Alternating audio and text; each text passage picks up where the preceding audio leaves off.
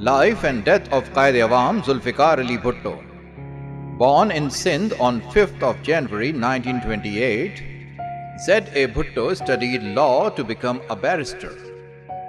Founded Pakistan People's Party on 30th November 1967. He became President of Pakistan in December 1971.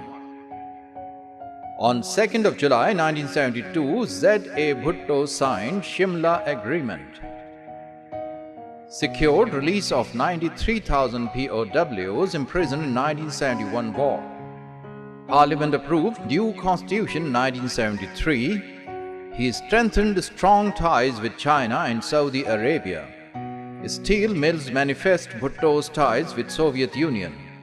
He initiated the atomic bomb program. PPP won 1977 elections. Alleged rigging led to civil disorder. Chief of Army Staff General Zia-ul-Haq deposed Bhutto on 5th July 1977. In a debatable case apropos murder of a political foe, Z.A. Bhutto, 51, was executed on 4th of April 1979.